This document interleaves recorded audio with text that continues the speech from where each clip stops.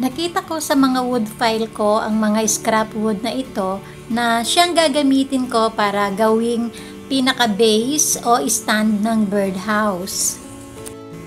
Itong isang ito ay napakaraming butas. Tatakpan ko siya ng wall putty para kuminis ang wood na ito. Hello po, ako po si Roda ng Roda's DIY Design. Kung bago lang po kayo sa aking channel, welcome po sa inyo.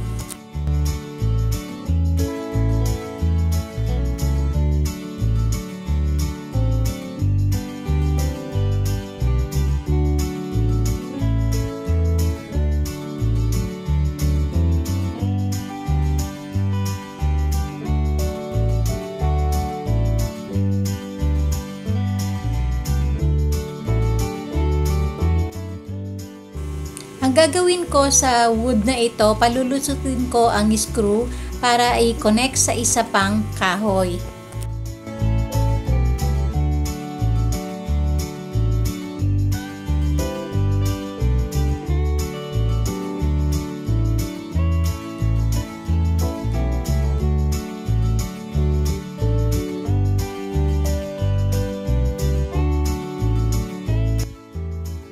Ito namang kahoy na ito, lalagyan ko siya ng butas sa magkabilang dulo.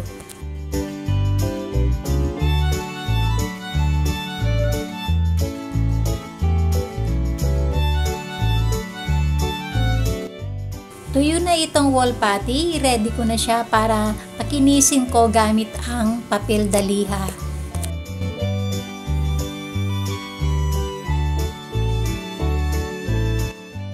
Lalagyan ko din siya ng screw, palulusutin ko din para i-connect din sa mahabang kahoy.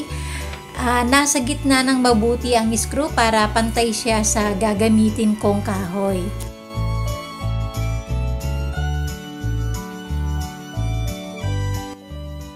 Ngayon, i-connect ko na ang mga scrap wood para sa base ng birdhouse.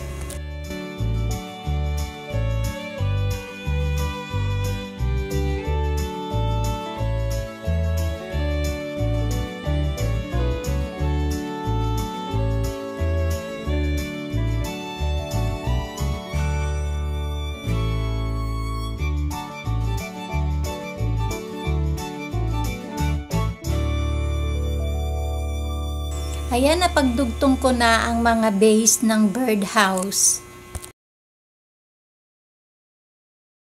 Na-purchase ko online itong small wooden birdhouse DIY na ito na i-connect natin para mabuo ang small birdhouse na may sukat na 4.72 inches ang haba at 2.55 inches naman ang lapad, na matagal ko na pong gustong magkaroon at mag-DIY ng birdhouse dahil karamihan sa mga projects ko ay mga bird frames.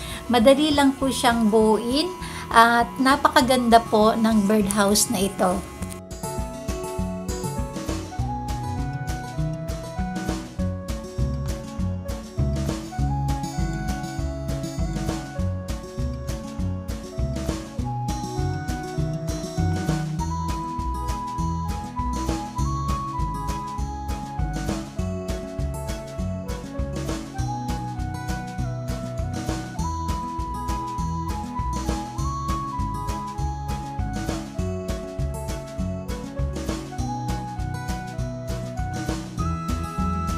Ngayon, ilalagay ko na sa ginawa kong stand ang birdhouse.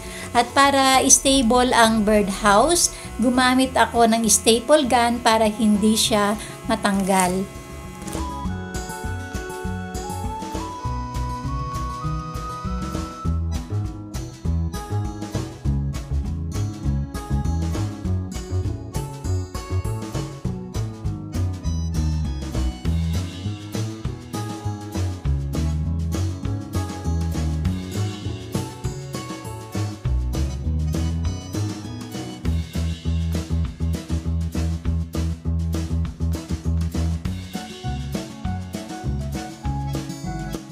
Ngayon, pipinturahan ko ang buong birdhouse at ang stand ng flat white paint. Mag-a-apply ako ng first at second coat para dito.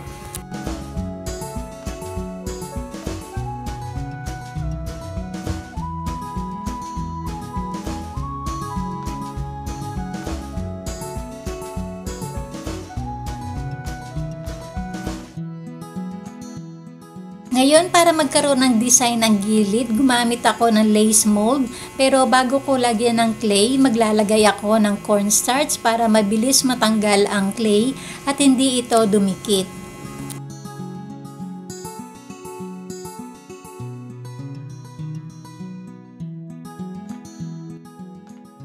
Magro-roll ako ng clay gamit ang mga palad ko para makabuo ako ng clay na ididikit ko sa pinaka-base ng birdhouse.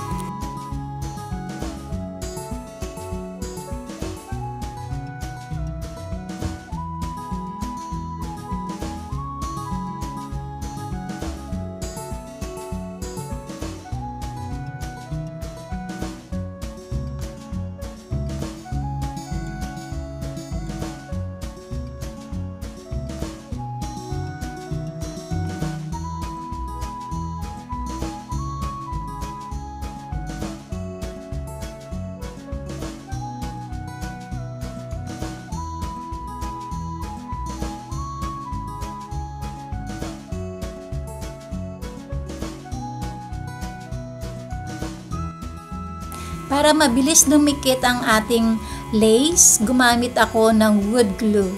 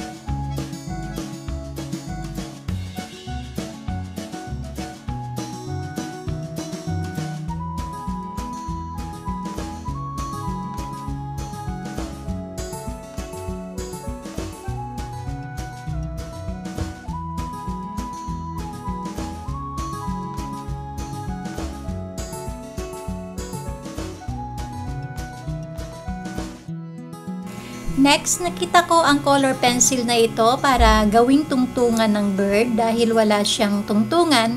Ito ang naisip kong gawin, puputulin ko lang siya gamit ang cutter sa sukat na gusto ko.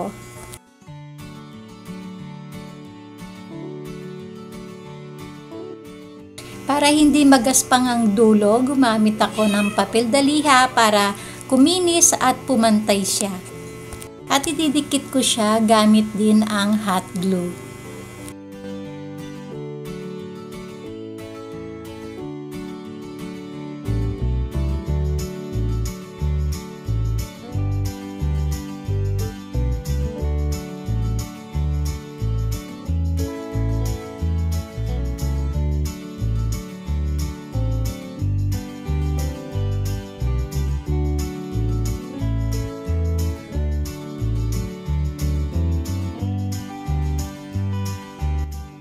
Gumamit naman ako ng leftover na brown paint para dito sa tungtungan ng bird at nilagyan ko na din ang bawat gilid para hindi siya purong white ang paint ng birdhouse.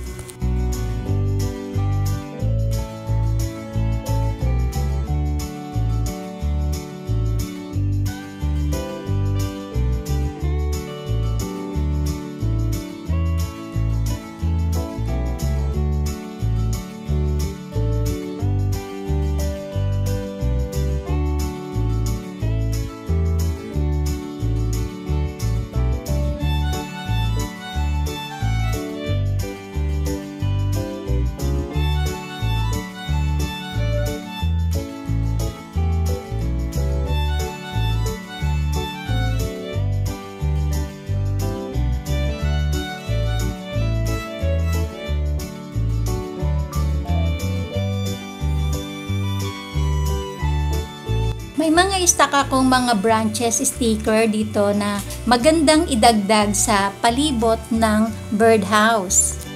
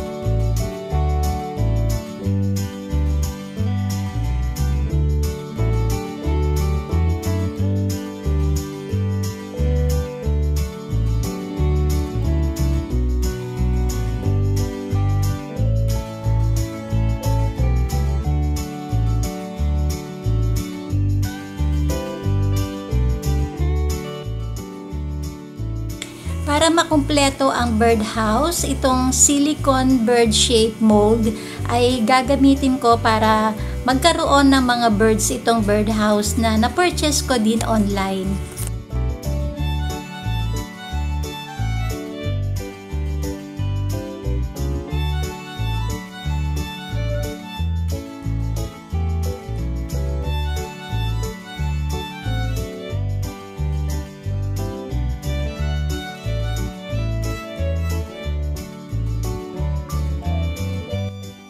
Dahil first time kong gagamitin itong silicone mold, lalagyan ko siya ng cornstarch para hindi dumikit ang clay.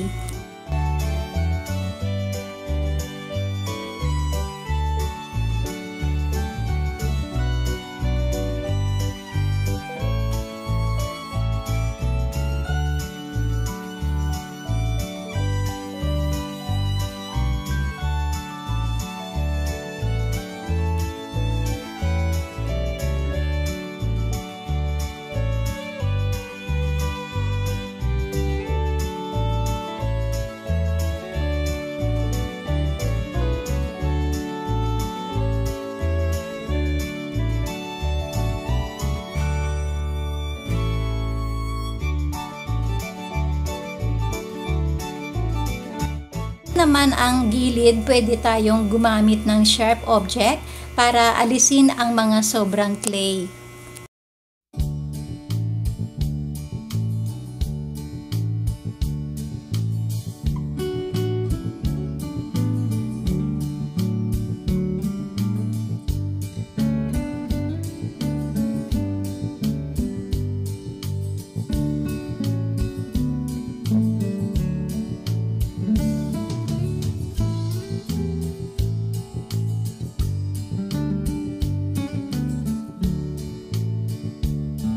Kumanda ang mga bird, gumamit naman ako ng acrylic gold paint para dito sa mga birds.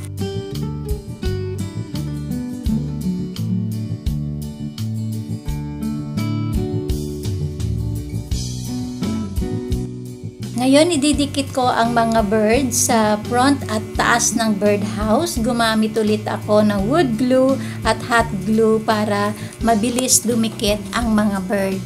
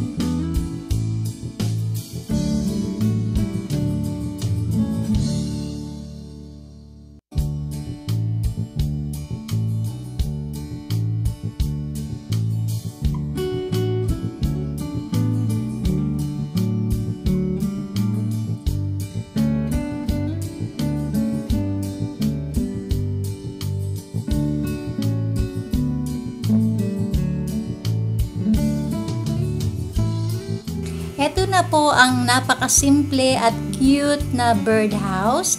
Dahil tuyo na ang mold na lace clay, pininturahan ko siya ng flat white paint para pumantay ang kulay sa base ng birdhouse.